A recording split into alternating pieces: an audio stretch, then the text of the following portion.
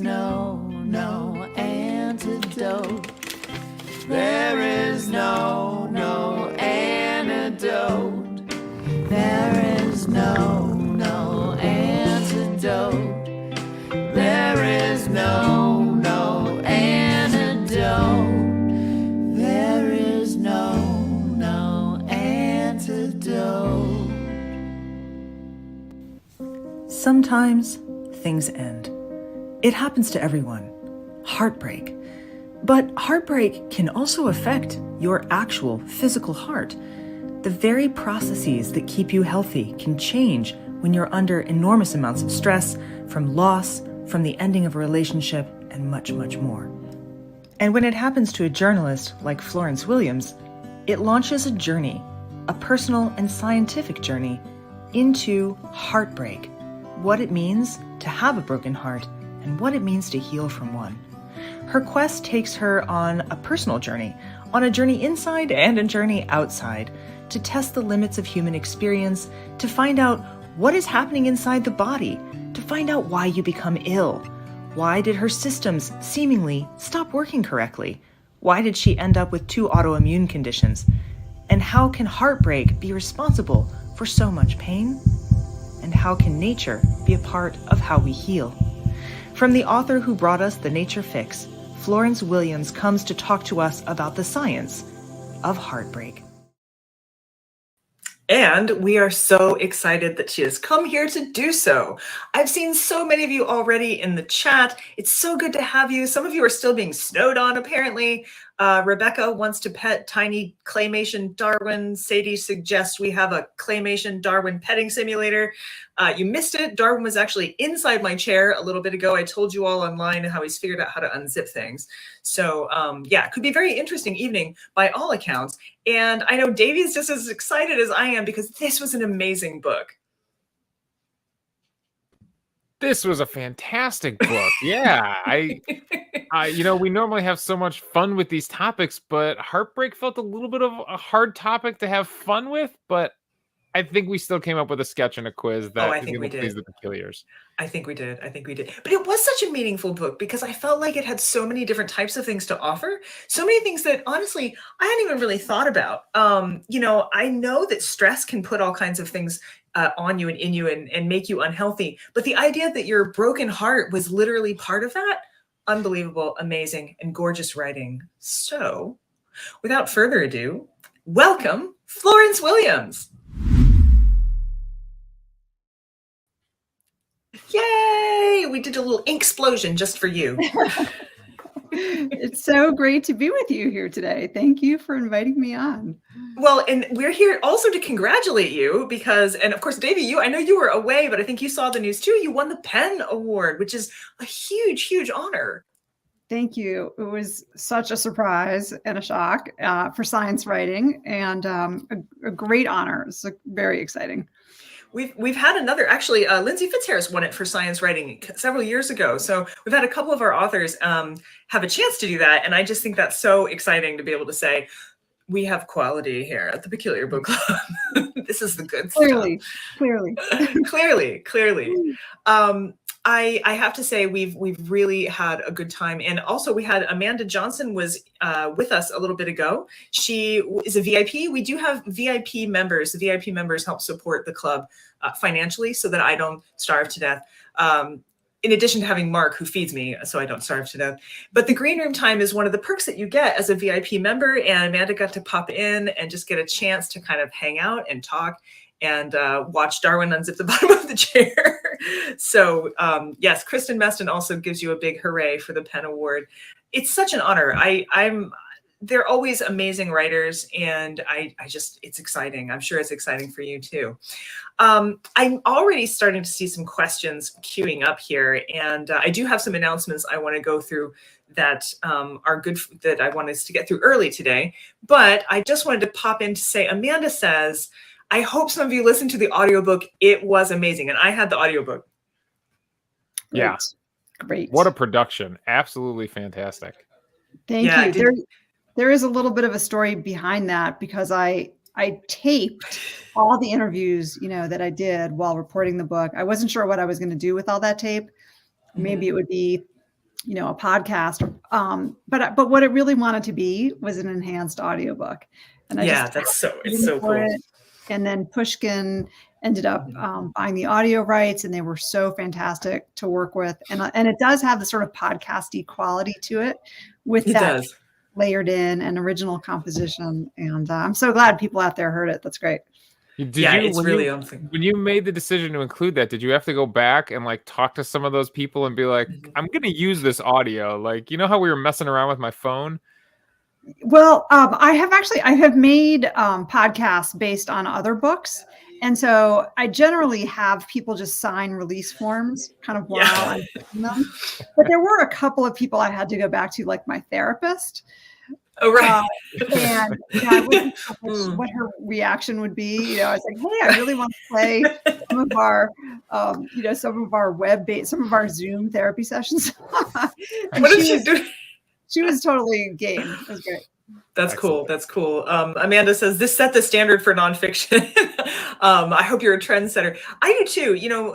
My brother is actually breaking into doing audio recordings for people for audiobooks, because it's taken off also in the non-trade publishing world. And it's really interesting. I think that there's been a real sea change in what people kind of expect. And it's probably partly because of, the pandemic. We did so much online, and you got to have a much more rich, I think, production experience. So that's right. I think that's really cool. I have a question from Kristen Meston, but I'm going to hang on to it for just a moment while we go ahead and hit our announcements. And also, the rest of you can keep typing, because it takes a few minutes for me to get the rest of those questions pop up. There's a little bit of a delay, so go ahead and type your questions in now. Okay, so announcements. I've changed things up a little bit again, but there's still tons of great ways to connect with us. We do have the Facebook page. We have the Facebook group. That tends to be, in fact, some of you are probably watching Facebook Live right now. Hello, Facebook Live. But that tends to be one of the best ways to get in touch with us, because we all communicate with each other on the Facebook group. But we also have a YouTube page, and our YouTube channel. We're trying to boost the numbers there, because it opens up more options for what I can do with the videos once we have over a certain amount. So please do subscribe to that as well. And you are now getting your newsletters via Substack, because MailChimp was going to make me lose my mind. So Substack is now how all both the regular Peculiar newsletter goes out, and the VIP. VIP is a subscription-based newsletter, and that's the one that helps us out. So both of those are available to you from our webpage. We really hope that you join us. And next slide. Yes, I guess I already said that. Right. There's the thing. Next, yes, the Peculiar VIP Substack. There it is. But I see Davey's going to also put these in the thing. I am having a March sale. I know. It's that March hair feeling about it all. Those of you who became VIPs during our annual drive got a sort of swag bag, and it had these hats and scarves and other cool stuff in them. And I was going through my things, and I discovered I had 20 left. Well, now we've already sold some. But if you are watching us for the first time and you think, wow, I like to be a VIP subscriber, but I want to do it in a chunk, I want to do this prorated membership, you will get a swag bag. And that means when we do our next show with Kate Kelly, which is a VIP only show, you'll be able to see that one live too. So you can get to that off Eventbrite by doing PBC March VIP. And I really, really hope you join us. It's a lot of fun. It also helps monetarily. Next, our cocktail. We have some helpers here, mavens, in fact. We've got a Twitter maven and a Goodreads maven, and we have a cocktail maven. And Kat has come up with something. I believe the last time I checked, the names were tied. So I could be wrong about this. Someone can correct me if I am. But we decided to make a tequila tea from the heart of agave. And Heart of Agave was one name, and Fuzzy Sex Tea was the other one that did really well among the Peculiar.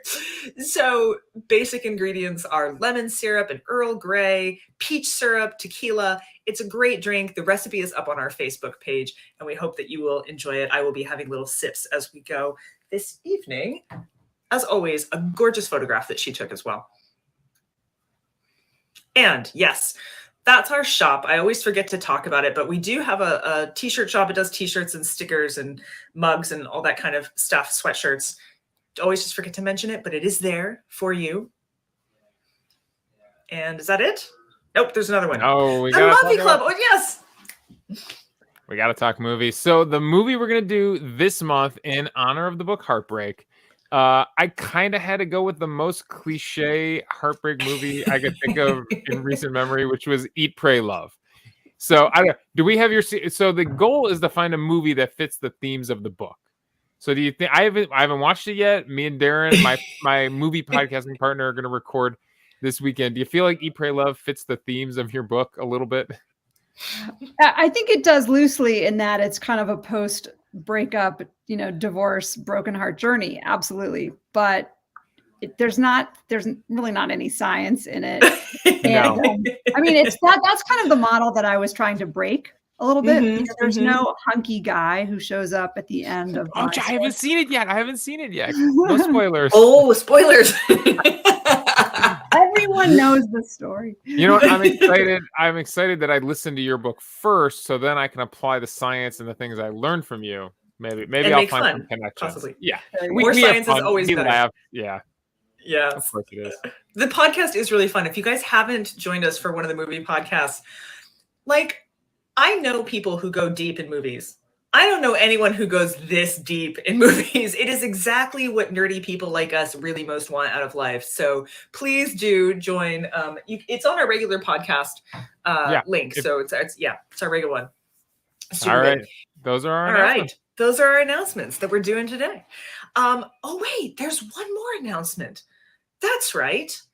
So maybe some of you have noticed there is a particularly powerful book club universe that's taking place on Facebook, and it's called You Should Try Reading, 24,000 strong members. And they have a host, but he's secretive and mysterious, and no one has ever seen his face. But we have him with us here today for the great reveal. Oh, Davey, could you explosion our guest into place? Hello. And there he is. Hello. This is the face that everyone has seen. Are we ready? We're ready. Are we ready? I'm ready. Hello, everybody. Hello, Patrick. It's so good How are to see you. It is so good to see you as well. I'm just a normal guy with a ghost face who likes to read, so. It works out well. And you've done a lot of reading of Florence's book too, which is really cool. You've done the review, and it's been so wonderful that you've pushed the book club to all of your fans. And I hope many of them are here. I know a great number of them, almost 40 of them, had signed up saying that they were going to come. So I hope you're here. Hope you guys are here. Please do write your questions in the feed so we can see you as well. So without further ado, back to that first question that I said was kind of a big one. Kristen Meston asks you, Florence, how would this book have been different if you had written it a year or two later? Wow, interesting question. As I was almost done with the manuscript, the pandemic started.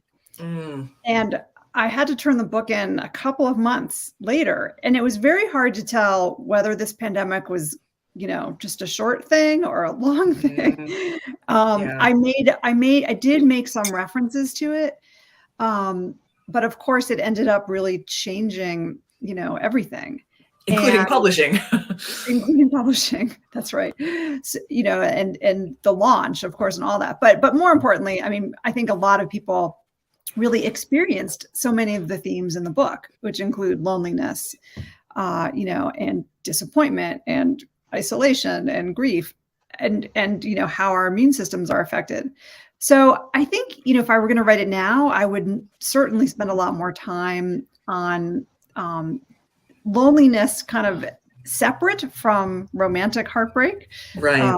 But loneliness kind of overall. And there have actually been some very interesting studies since the pandemic started looking at isolation in, for example, lab animals. Oh, interesting.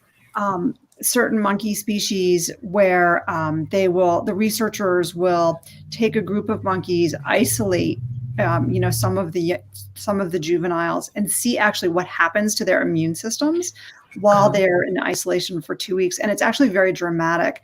They become much more likely to become infected by viruses. Simian immunodeficiency virus, notably. But, I think there's a line, to be drawn to COVID as well, that the inflammation markers that increase while we are lonely, while we are isolated, make us more susceptible to catching these viruses. The good news is that once they put these poor, isolated, sad monkeys back in with their groups, their immune systems improved. And well, that's good. From these viruses that they caught. But I would have spent more time, in that kind of science, I think. That is really incredible. And I think it's interesting too, because of course you also talk about stress. Like it's not, the grief is also stress. And the pandemic is a bit stressful. People had great losses, loss of life, still happening. It's not exactly over.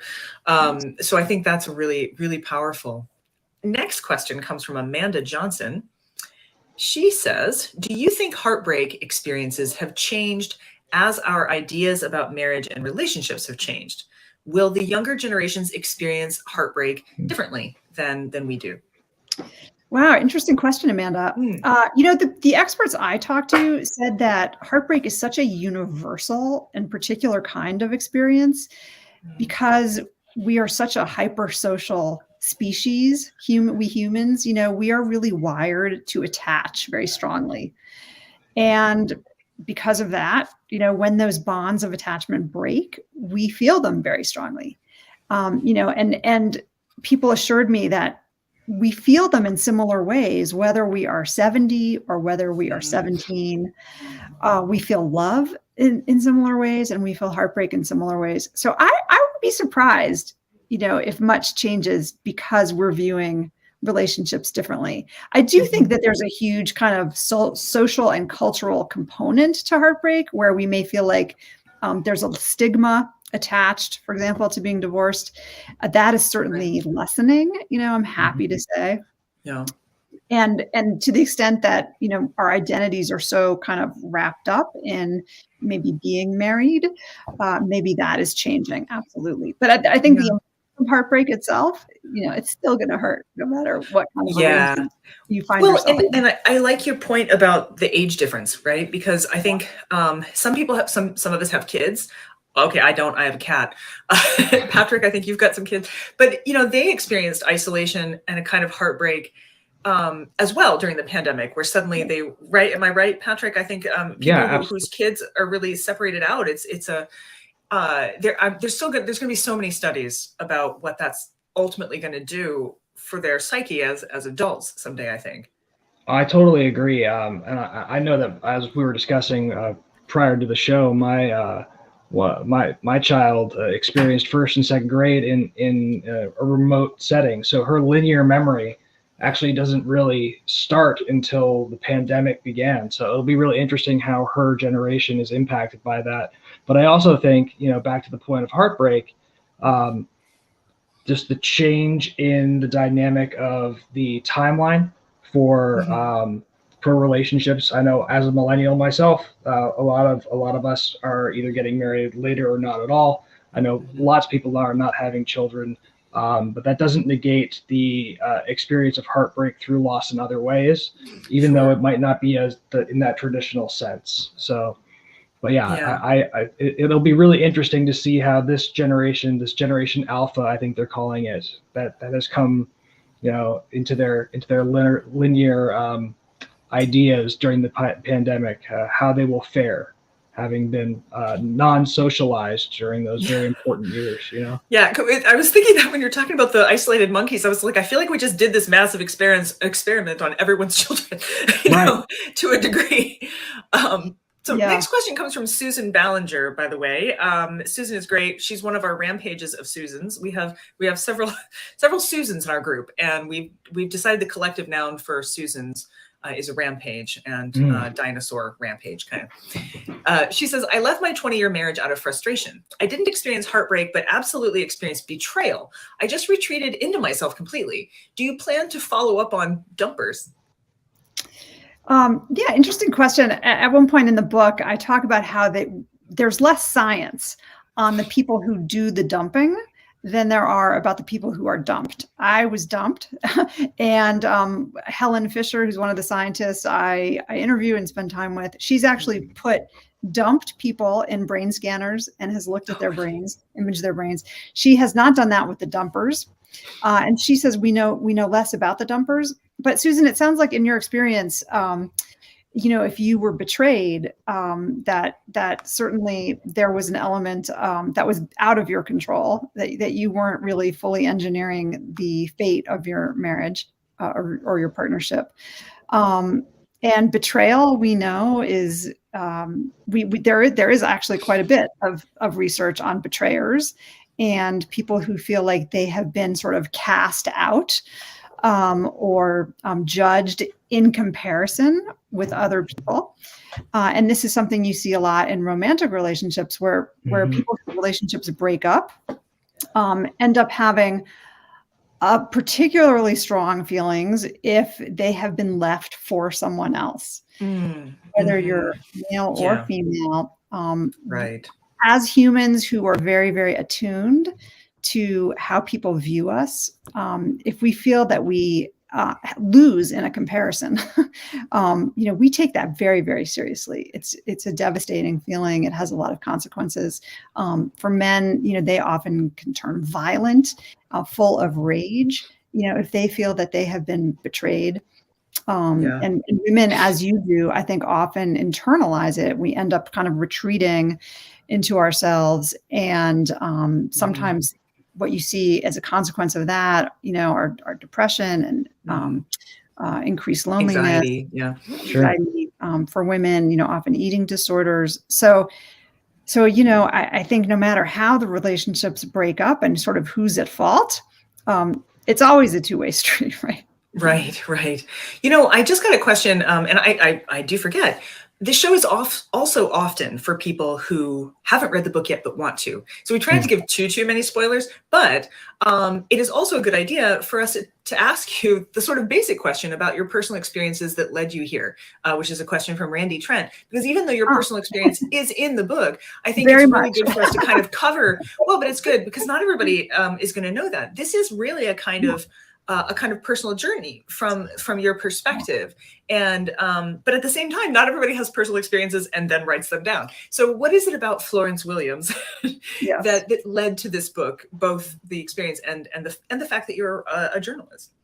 Sure. Yes. Good question. There is some context there. I am a journalist. I'm largely a science journalist. This was my third book. And my other two books are also loosely based on the first person, in which, questions I have about my life, kind of spur me to do some research, but very, very sort of background first person. I mean, like loosely hinged on first person.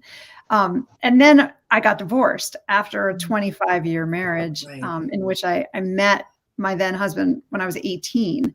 And so, like all of my adult life was sort of, attached to this one person. Oh, there's my other books. Yeah. So I talk about like breast in modern life and breast cancer. There's a lot of breast cancer in my family. But mostly that book is not at all about me or my breasts. And the Nature Fix was about sort of, again, like loosely spurred by this question of why do I feel so lousy when I'm in a city compared to how great I feel, when I'm out in nature. But then, so yeah, when the divorce happened, when the breakup happened, I was like, why do I feel so terrible? Why is my body kind of freaking out? Why am I getting sick? And I found that there was so much art and poetry and music, so much music about so much music, but not that much science that was really helping me understand my experience and made me think that other people would also be interested in this. And then, the urgency to recover because our immune systems do become so implicated, in our emotional state. So you have very personal experience that launched this book, and just this compulsion, I think, to try to understand it and do what I do, which is being a journalist. That is a beautiful answer. I have to say too, and I can't thank you enough, and I'm sure most of your readers feel the same way, especially having read some of your previous work. Just how much you allowed this to be part of your personal narrative. The science is fantastic, and I love it. Learned so much, but there's a lot of vulnerability in the information that you're giving to your readers here, and I think that was one really brave, and also I'm sure very it makes it a very personal and identifiable journey that I think a lot of us go through and just don't have the words that perhaps a journalist would be able to actually put to it. So I think it's very accessible that way too, and people Right. identify. I'm looking at the comments over here, and there's so many. By the way, Rebecca says that's a great shirt, Patrick. Oh, thank you. Yes, it says I cannot live without books. Thomas Jefferson. Thomas Jefferson. I thought his shirt said "I cannot live without Brooks." I thought it was a Mel Brooks T-shirt. History of the World Part 2 is on right Dude, now. coming out. Plug. I'm seeing lots of comments in the thread where people are just popping in to share their own experiences. Kristen Meston saying, I'm almost at the 30-year mark in my relationship. I don't know, I'm going to do another one after this. Susan Ballinger saying, I find it easier to be alone without someone else's baggage. Amanda saying, the older I get, the less I care about being in one. I don't know that I ever want to live with someone else again. I might, need separate housing from a partner. And that's something that does also come up in your book. And one of the things I really want to focus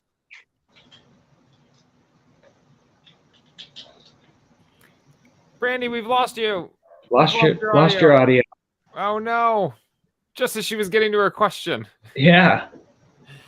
All right, we'll have to put a filler question in there while Brandy works on her audio. Okay, so is there an experience? Oh, you're back. Oh, there you go. back. Oh, I had such a good question teed up. You go, Davey. You go. All right. No, I was.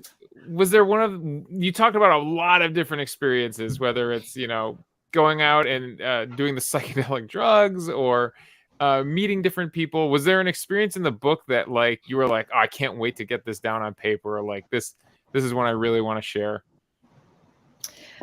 I wanted to share all of them because I feel like the reason I tried all the recovery techniques I did is because they were evidence-based, and some of them were also counterintuitive to the things that you often hear about kind of recovering from heartbreak.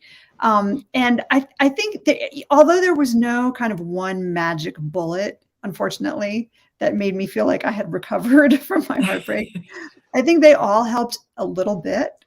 And when you put them together, or if there's something in there that appeals to someone else, I just think it's really useful to share. So I was really excited to talk about all of them, actually. Yeah. Okay. So I'm going to sneak my question back in here while I still have audio.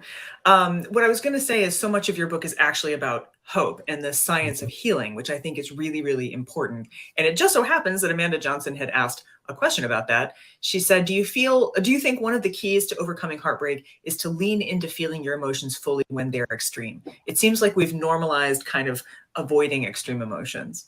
Yeah, that's such a great insight, Amanda. I really talk about that a lot in the book. And I had been someone who was not very comfortable fully experiencing my emotions. I think you're right. I think a lot of us are acculturated to sort of put on a happy face and, be confident and move through our worlds and go to work and get things done and not be hysterical and not be dramatic.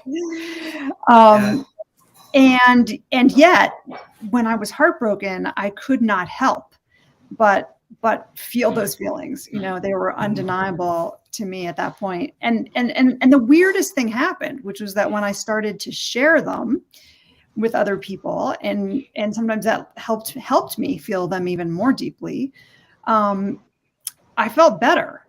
I felt better being vulnerable with other people because then they were vulnerable with me. And this applies even to the researchers and scientists I met with. They were so great. I mean, I would go to their offices or their labs and I would say, oh yeah, divorce, wah, wah. And they would say, oh, I was heartbroken too when I was in graduate school, and you know, I totally understand what you're going through, and this is what happened to me, and it's so interesting when I apply that to what I'm learning in with these, lab animals. Yeah. The whole thing helped me feel better, and this is really interesting too. I felt like there was this surprising kind of beauty in just feeling the full humanity Yeah. of my emotions. Like we live in a culture that's so like, be happy, be happy, be happy. Yeah. And if you're not TikTok. happy, wrong with you. Exactly. And there's a lot of beauty and depth and insight, to be gained from what's painful. So That's true. And we've lost some of that because I think I was an 18th century scholar for reasons. And they were very into being sad, like The Sorrows of Werther was like the most famous book. But some of the sad is physical too. Melinda Layton is with us, and she said she's had that broken heart syndrome.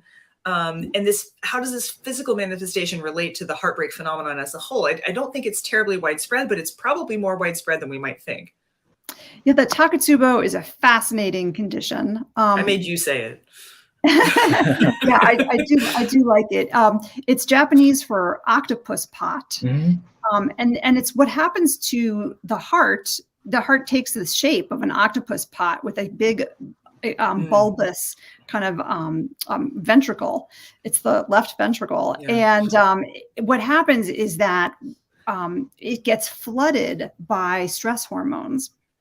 And then it becomes distended and unable to pump. And so people who are experiencing this kind of cardiomyopathy, they are presenting as if they're having kind of a classic heart attack. But they go to the hospital and there's no blockage of an artery. And so it's only been kind of recently described and discovered once hospitals started imaging people's brains and saying, oh no, actually your arteries are fine. It's just this kind of distension going on in the heart muscle. And so that flooding of stress hormones can happen.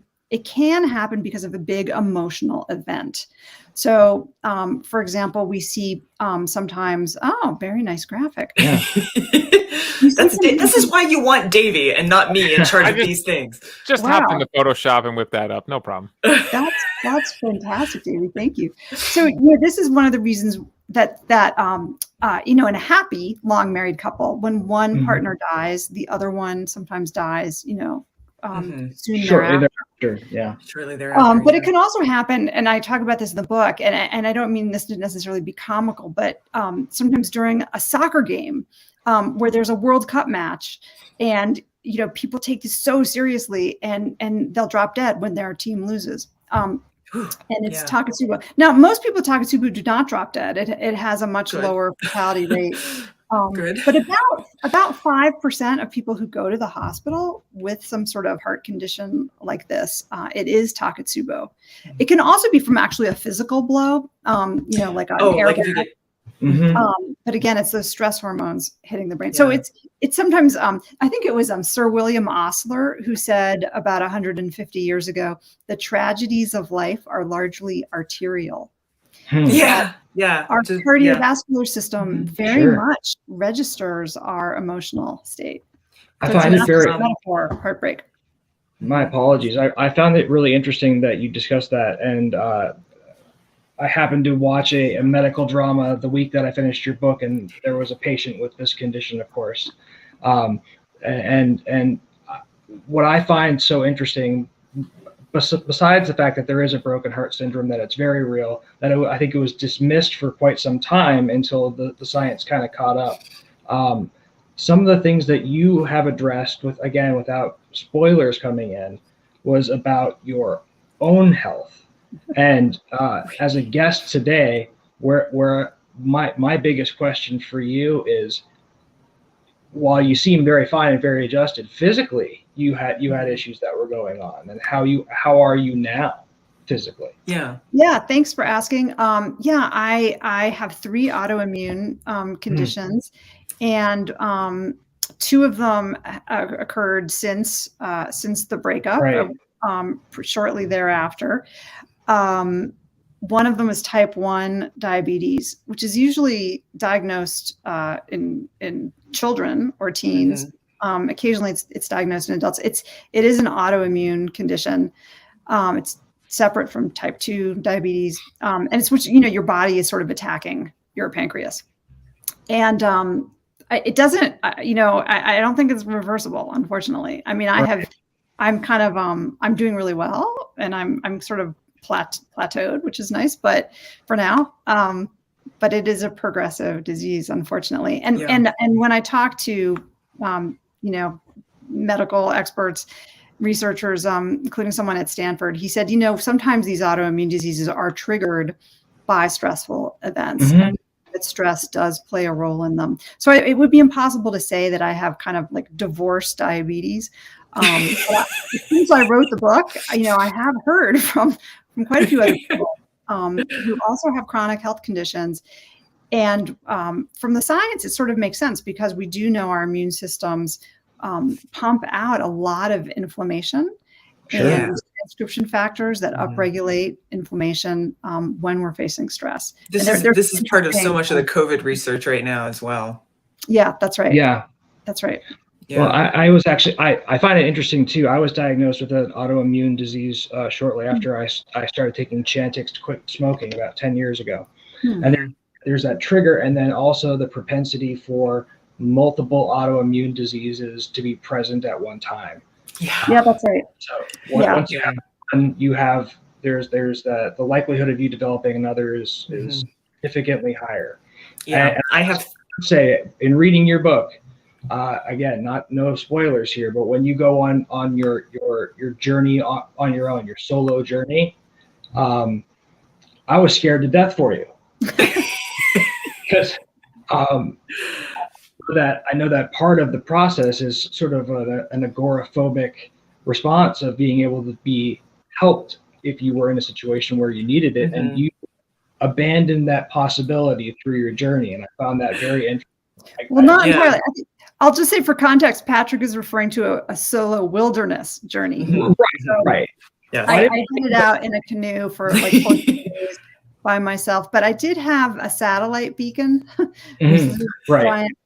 giant button that I could push if I needed a helicopter to come in, which fortunately I did not. You didn't.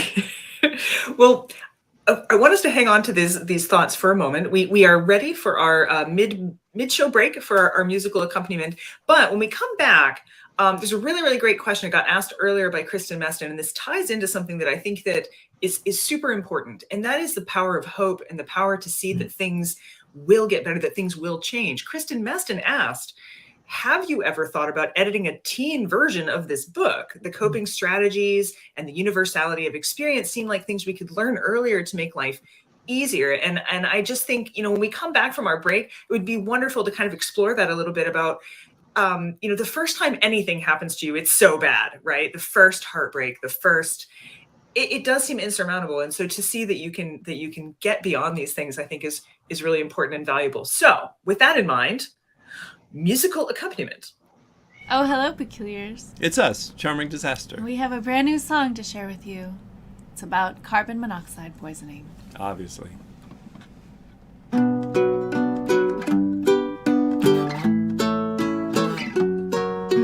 Do you hear the motor running? Pilot light went out. Who left the gas on? Is it just the television? Whispers in the dark. Another night of bad dreams.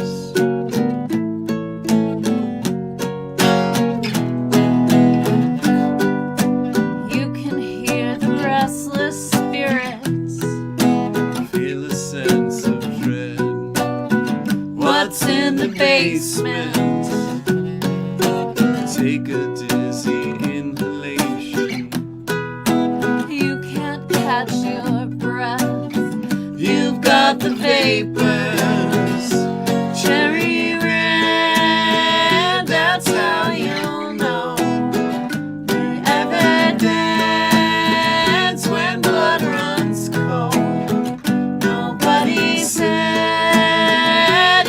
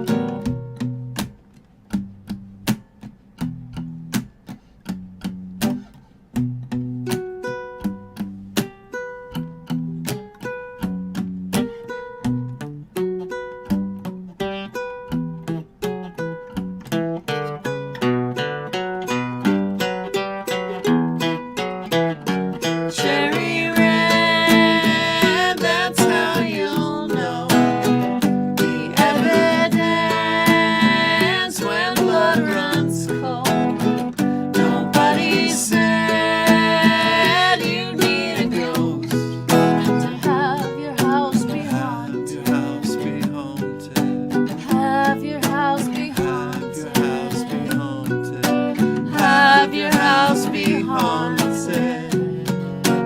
Heavy weight of apprehension. Pressing on your chest. You're going under,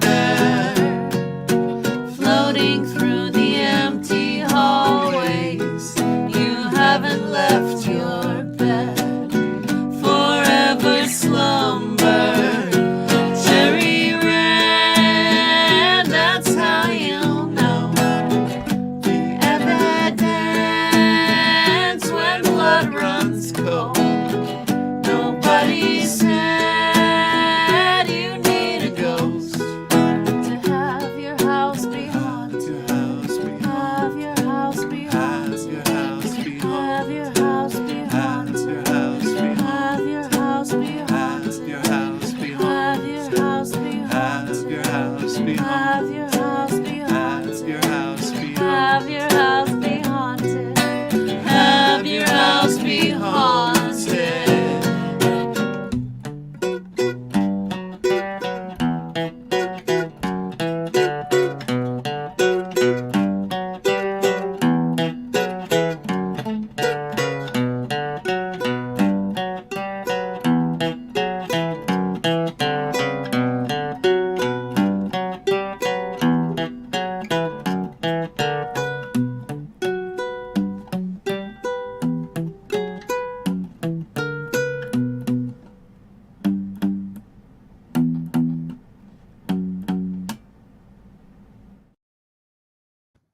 So, I love them. I love Charming Disaster.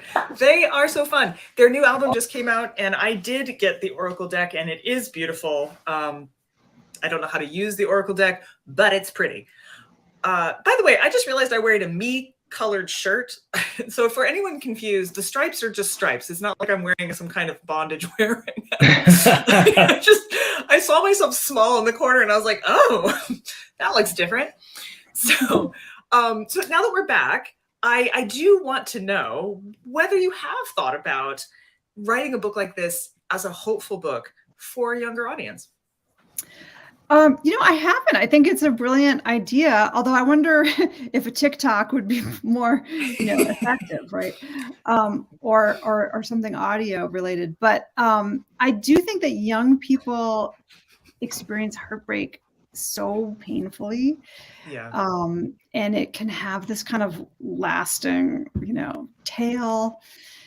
Really for all of us, but for some reason, adolescents, it's they just feel everything, right? So strongly. Yeah, it is. It is. I realize I'm just totally scandalized Rebecca because she can't believe I don't know how to use an Oracle deck. I mean, I can figure it out, guys. I had the Edward Gorey deck for ages, but I know it seems like I should know how to use an Oracle deck. I mean, just because I can use a scrying mirror doesn't mean. I do want to say, though, there were many points in the book, despite the fact that you were talking about really hard things, and heartbreak is really hard, where I felt extremely uplifted, and also where I laughed. You say some funny shit, and you take things very lightly that other people might not take lightly. And as a result, Davy sort of glommed onto one of these quite funny moments, humorous moments, you might say. Davy, would you like to introduce the clip that we're about to see as our comedy sketch for today? Yes, I feel like for people that haven't read the book, we have to add a little context because my wife watched the video and hasn't listened to the book yet, and she was like, "Are you sure you want to play that video?" So, someone said something to you, Florence, did they, about their dating life, their current dating life? Do you want to tell us just a snippet of that story and the word they used? Sure. Part of my heartbreak recovery journey was venturing somewhat skeptically into the dating pool. And right out of the gate, I dated a man who, after a little while, not right away, told me that he had a harem of women. I was like, oh, what? What have I gotten myself into? Red flag to wave right now. I don't know. I was like, is that a thing? And apparently it is. And yeah. So with that out there, now we present the sketch. Are you having trouble managing your harem? then call Harem Helpers Dating Services. We'll help you stay organized with all those pesky things about dating multiple women at the same time. We'll help you keep all those birthdays straight with present suggestions based on levels of intimacy achieved. Get calendar alerts before each date with important information such as children's names, favorite movies, and red or white wine. Our services will also maximize your frequent flyer miles and travel perks as you tour around the country visiting your harem, because airport lounges are a great place to relax and to grow your harem. Dating is hard, so don't do it alone. Use Harem Helpers Dating Services.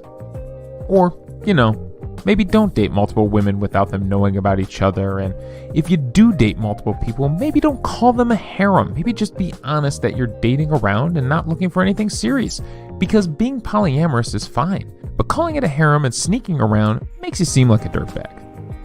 Harem Helpers.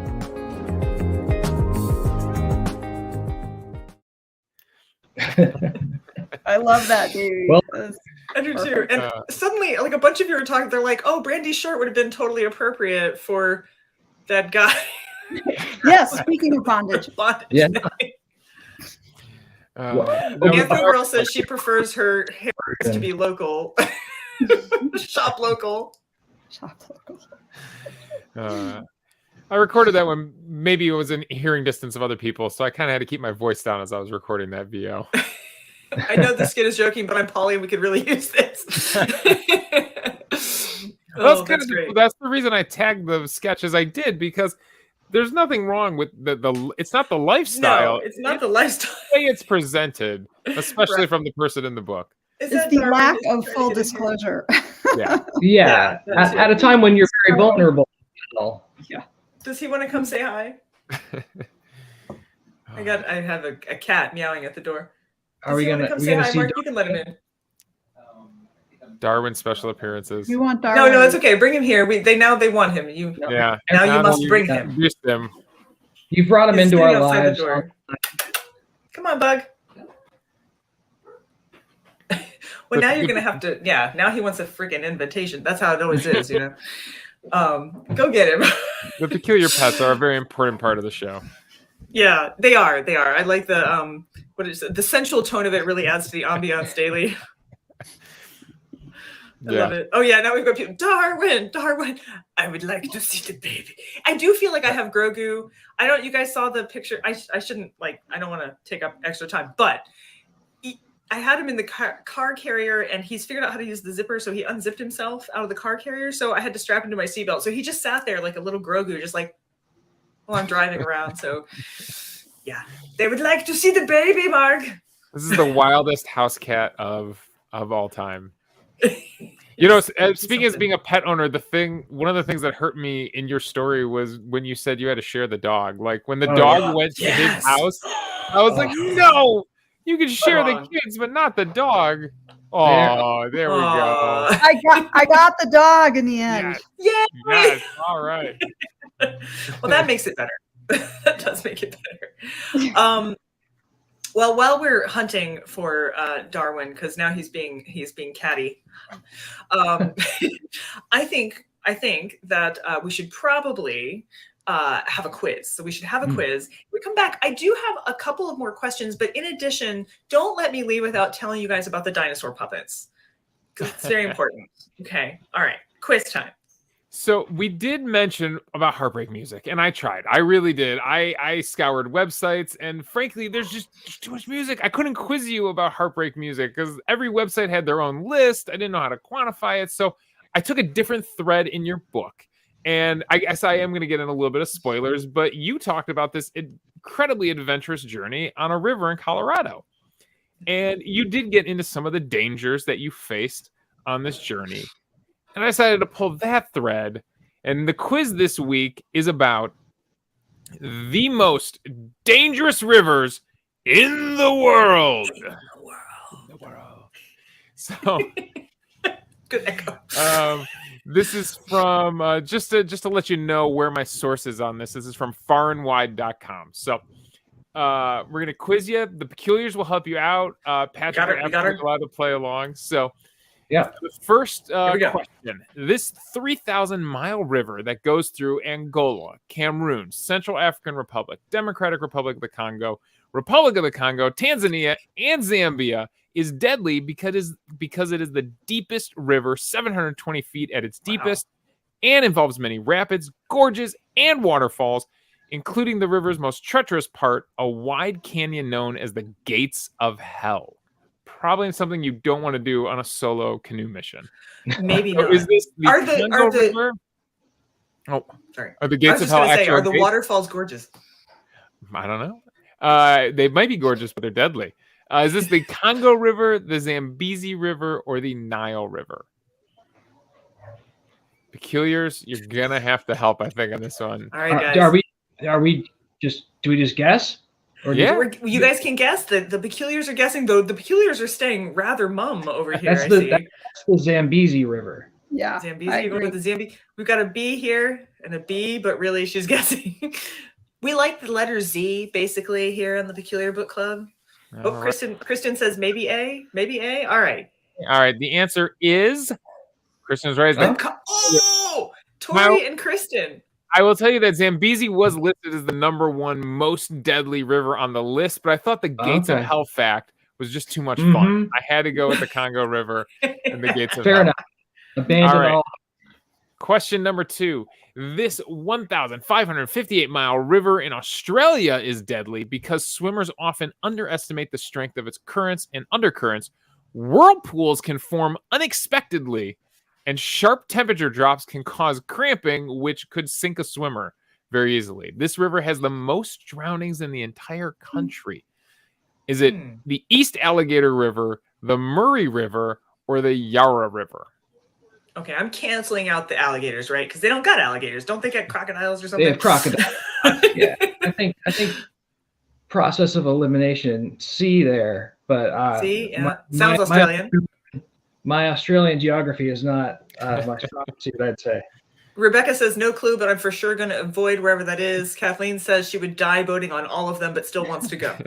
The unexpected whirlpools, that's what drew me into this one. I was like, Yeah. what? Scylla and Charybdis, isn't that like a Greek mythology thing? Florence, do you have a guess?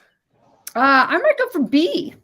All right, B, she's going Murray. B. The answer is the Murray River. Oh, All well right, done. yeah. Well done. The East Alligator River is a river in Australia. There's like an east, north, and south Alligator River. Yeah. Okay, And they're I'm also angry also very deadly. I thought they only had crocodiles. I didn't But see they anything all about the wanna kill Yarra you. River. The Yarra River might be very pleasant. All right, our final question. This 65-mile river in Europe looks innocent enough, including sections where you can jump from bank to bank, but is deadly because it not only has strong currents and undercurrents, but also has hidden tunnels where pressure can suck people in. Is it the River Wharf, the Rio Tinto, or the Yenisei River? I hope it's the River Wharf, because I'm going to think of like Klingon. Star Trek. Yeah, you go Star Trek. that was my thought. All European rivers. All right. But if you think about it, right? Star Trek, you could be beamed places. This is you being sucked places. Sure. I'm just going to go with the Wharf. I think I'm just going to go with it. The Randy I'm says C. Peculiars. Randy's I guessing have C. no idea. Hey, says Lexi. No B's? I like this one. We're all learning something tonight on this quiz. Florence, All right. you're our final answer. What's our guess? Okay, I'm going to go with C. Just go and see the Yenisei River. The answer is the River Wharf There we in the UK, located in the UK. The Rio Tinto is in Spain, and the Yenisei River is in Russia. I All love deadly. it, man. All They're deadly all- rivers from the list. Yes. You just beam me right into that suck hole and I don't know what the final score is, but I hope everybody learned something about deadly rivers. And go seriously, I'll put the link in the chat. Go check out this list because it is fascinating what some of these rivers that can is do. awesome. Yeah. I like water. I like drinking it. I like looking at it from a distance. I do go kayaking. We are taking Darwin kayaking because he's our adventure cat. But I find on the whole, things that I can't see the bottom of disturb me because I'm like, there's things down there. I don't know what they are. Some of these So many- rivers. so many some of things these that rivers- haven't had to evolve that are just killing me. One I of these feel like I rivers could has make so friends with most many. animals. One of these rivers had so many crocodiles that when the river would flood, it would literally like wash crocodiles into the villages. Yeah. So no, you thank could just like, yeah, open your car door and there's a crocodile in there because the river washed them into Wow. the village. Is he driving? He's like, what? Oh, Kristen has she says, random final cue, but did your kids end up reading the book? Ooh, good question. Yeah, good question. So I actually asked my kids not to read the book. Okay. They are now both adults. They're 19 and 21, but I asked them not to read it. And it didn't seem like a huge stretch because they haven't read any of my books. So this is the one they're going to read now, probably. Of Like, course. they're like, okay, totally reading that one. It could be, but I will say actually they did read the sections that they were in. I wanted their permission for those sections that they're in. So they did read those sections. How are they doing? I don't know. Is that too personal of a question? No, they are fantastic. They just inspire me every day. They're very resilient. They have been so supportive of me through this process. They're also really close to their dad. You know, I think that we tried to handle things in a way that, you know, kind of reduced outward conflict. And I'm so proud of them. They're lovely. Yeah. Kristen says they both seemed like really good kiddos. Sorry, I'm yelling for Mark to bring the cat, but they are both ignoring me. So I am also married to a cat. So yeah, what can I say? I'll send you guys pictures later of what he got up to. And he was doing this cool thing before it started. He was laying across the back of the chair like a little sphinx. And I was like, perfect. And then as soon as we were getting ready to start, he's like, They'll never do what you want to when you want They'll them never to. do what you want to. No. Amanda wants to know if they went back to the Rockies with you. No. Sorry, my dog is barking. They are both in college now and both on the East Coast, but they do come visit. Oh, Mark. Those are puppies. Yeah, once they're off to college, Davey it's a whole new change in the relationship, isn't it? Yeah. Well, Davey will he's got the Davey baby presently, and so you've got a while, but someday. I am at the beginning of this journey. Well, but you've raised a dog very effectively. Because many of them have seen Kenobi. Kenobi is often in our sketches, and he's a very well-raised, well-behaved, well-mannered dog, and so I think Davey's going to be fine. Davey baby's going to be a-okay. Thank you so much for being with us, Florence. This has been so great. I will end just by suggesting again, in our next show, we are going to be having Kate Kelly talk about ordinary equality. That is a VIP show, which means you can get it on YouTube for free after the fact. But if you want to be in on the live chat, you will have to be one of our VIP members. You can do that by joining the VIP Davey Substack. Thank you. And there will be a puppet show. So I did put the puppet video already up on Facebook because I can't keep it to myself. Feel free to tell me it's lovely, because it was a lot of fun to do. And I did that instead of writing my chapter today like I was supposed to, which is great. You guys are wonderful procrastination. And we do have some fun things coming up after Kate. We did another Kate. We've got a brace of Kates. We're also doing Katie Mack at the end of everything. So we'll get a little astrophysical as well. So we're Kathleen's excited. Yes. Puppets. Several of them are saying, do become a VIP. We love it that you guys are VIPs. Kristen says this was a great book. And thank you so much for sharing both the life and the science. Yes, it was very productive procrastination. Absolutely. One last thing. Thank you, Amanda, for reminding me. There is a Discord after party. Have you loved Florence? You have. I've loved Florence. Florence is going to go on Discord with us, and you can have some FaceTime, and you can ask her questions and carry on the conversation for a little bit longer. This is so much fun. I've done it a couple times, and it's just a wonderful way to get to know the author better. So please do join the Discord after party. Davey has just put up the link, there it is. It's not too difficult to find, and we will see you there, and we'll see you next time, and we'll see you on YouTube, and we'll see you at the You Should Try Reading book club. Guys, you should join that too. It's a great Facebook group. Please Thank you do. all. Yes, please do. Thank you all. And once again, for joining us at a place where, if you're weird, you're family. You got the blue bottle blues when you wake up in the night. Don't make a big mistake, 'cause you can never make it right. When you reach out for the vial, feel the ridges in the glass. It's a matter of survival, baby, better watch your back. There is no antidote.